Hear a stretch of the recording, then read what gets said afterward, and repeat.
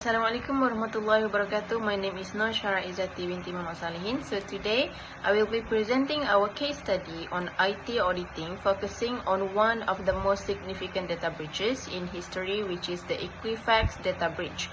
So we will walk through the background, what went wrong, and the lessons it holds for IT audit practice. So here is an overview of what we will cover. We will start with the background of Equifax, then look at their IT infrastructure and why IT audits matter. So from there, we will go through our data analysis process, the main cause of the breach, and where audit failures occur. And then we will discuss the impact of the breach, the solutions implemented afterward, lesson learned, our recommendations, and finally our conclusion. Okay, so let us start with some background. Equifax is one of the big three credit bureaus in United States, founded in 1899. Their core business is collecting and managing customer credit information, which they provide credit scores, fraud prevention services, and risk assessment to business and lenders. So because of these rules, Equifax stores highly sensitive personally identifiable information, or PII, for millions of consumers. So this makes them a high-value target, and it's exactly why cybersecurity and IT auditing should have been one of their highest priorities. Okay, so now let us look at the scale of what Equifax was working with. Their IT infrastructure included large distributed databases, a mix of cloud and on-premise systems, 1,000 of web applications. So within these systems, they store extremely sensitive data, which is social security numbers, dates of birth, credit card information, and also banking details. Given this scale and sensitivity, IT audits play a critical role. And IT audits responsibilities include verifying patch management, checking system configurations, ensuring regulatory compliance, monitoring SSL certificates, and validating security controls. As we will see in the next few slides, gaps in exactly these areas were what led to the breach. So to understand exactly how this breach unfolded, the audit team worked through 4 key streams of analysis. So the first one is log aggregation, which is reconstructing the attack timeline by pulling together text logs from firewalls, web servers, and the SIEM system. And then that fed into a vulnerability scan where auditors scanned the public IP range to isolate and patch Apache Struts instances and analyze HTTP packets headers to confirm the CVE 2017 and 5638 exploit signature was being used. And then from there, traffic analysis reviewed outbound networks logs to map the data exfiltration timeline, and audited device configuration, which is how they identified the expired SSL certificate blind spot. And then finally, the database query auditing traced transaction registries to map lateral movement across 51 databases, and then verified how the intruders exploit internal plain text credentials to move deeper into the system. So together, these 4 steps let the audit team piece together not just what happened, but exactly where the controls broke down. So, main cause of the breach.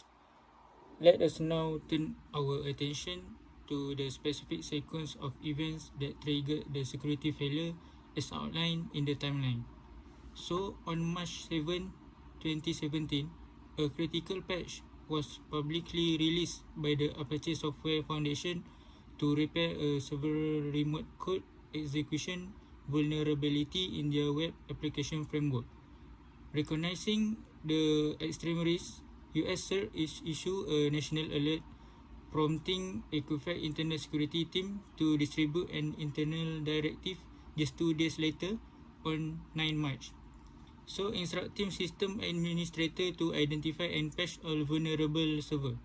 However, the core breakdown occurred in the operational execution. The security patch was fundamental not apply to the customer-facing dispute portal. Because the patch was missing, attackers successfully exploit this specific vulnerability on 13 May, gaining unauthorized remote access directly into the core internal network. This timeline illustrates a critical IT audit lesson. Having a security policy or patch directive is completely meaningless if the organization lacks the secondary control loops and audit mechanism to verify its successful deployment. Okay, for audit failures. So, why did the breach happen? As information security auditors, we must look beyond the code and realize that this disaster was the direct result of a profound multi-layered systemic collapse across Equifax internal audit and control structures. Let us dissect the four foundational problems highlighted on the left side of the slide. So the first one, the reliance on a manual asset inventory. In the context of modern IT governance, you cannot audit, manage or patch what you do not know exists. Equifax IT department did not maintain an automated centralized configuration management database or CMDB. Instead, they relied on fragmented manual tracking system registries. Because of this tracking blindness, when the critical aperture patch directive was issued, leadership had absolutely no visibility into where the vulnerable framework was actively running across their thousands of web applications, leaving their crucial consumer facing dispute portal completely exposed. Second, incomplete vulnerability scanning. A routine security audit function should serve as a safety net. Equifax security team did run network vulnerability scans to check for unpatched systems, but due to several technical oversight, the scanning tools were improperly configured and poorly scoped. The scanners only inspected superficial standard directories, completely missing the subdirectories of the legacy dispute portal. So this creates a false sense of security compliance while the vulnerability remains completely live. The third, poor patch verification. In the three lines of defense audit model, management must independently verify that an internal patch directive has been executed successfully.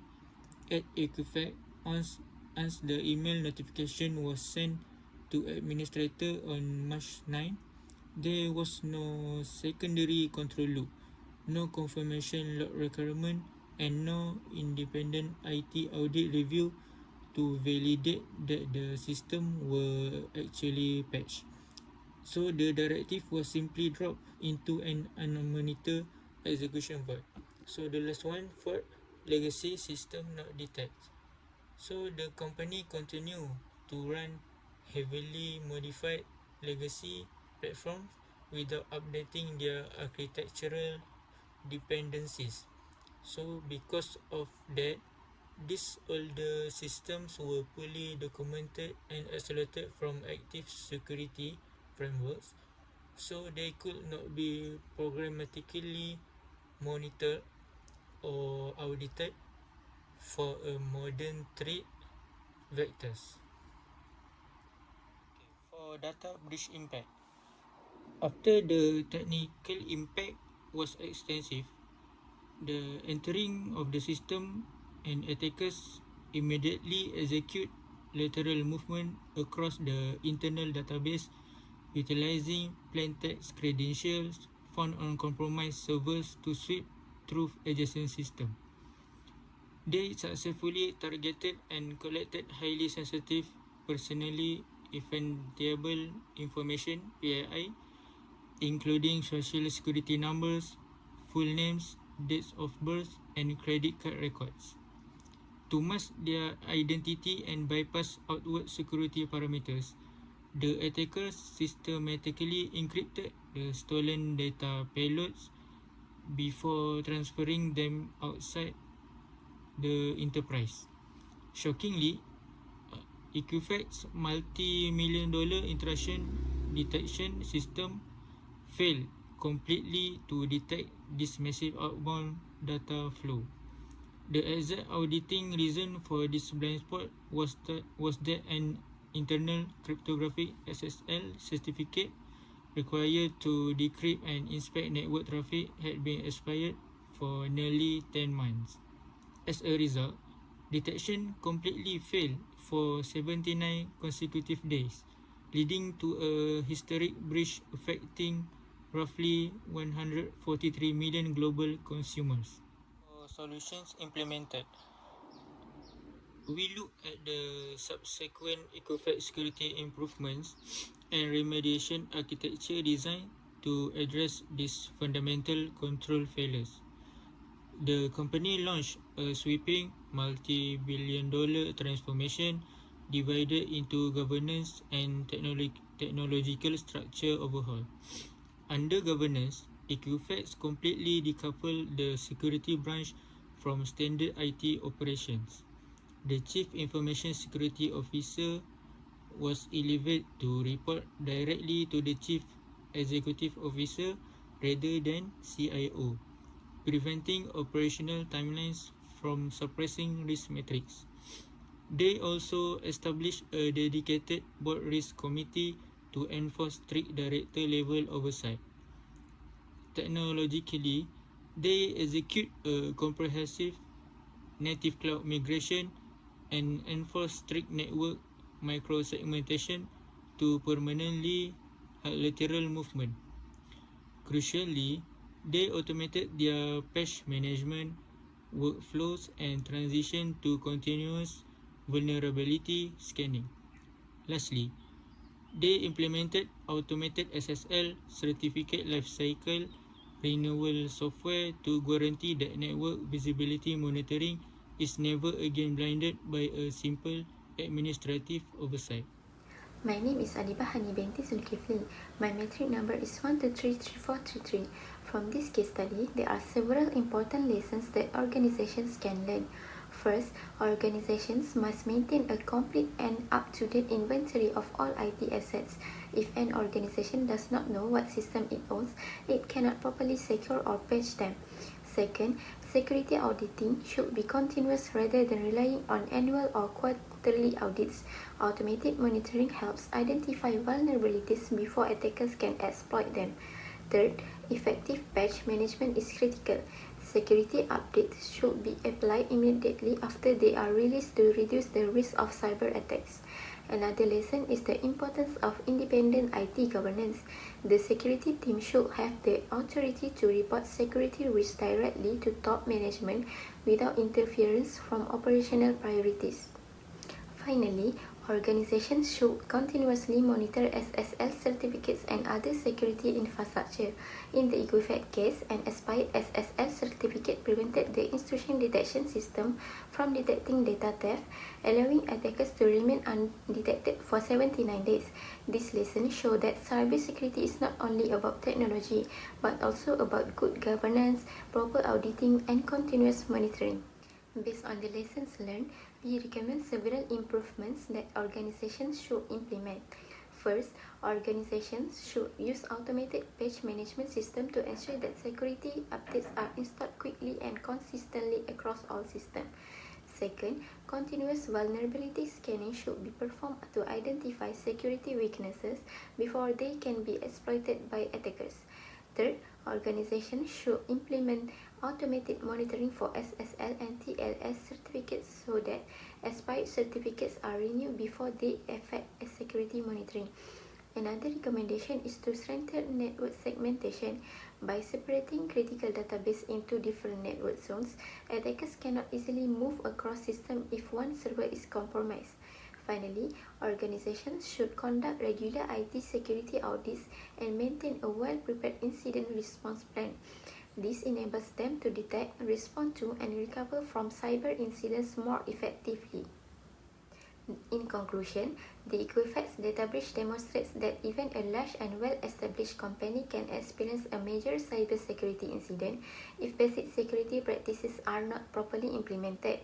Although the initial attack exploited a software vulnerability, the real causes were poor patch management, weak IT governance, ineffective auditing, and insufficient security monitoring. This case highlights the important role of IT auditing in identifying weaknesses, ensuring compliance, and protecting sensitive information before attackers can exploit vulnerabilities. To prevent similar incidents, organizations should adopt continuous monitoring, automated security controls, strong governance, and regular IT audits. By doing so, they can significantly reduce cyber risk and better protect their valuable data. Thank you. That concludes our presentation.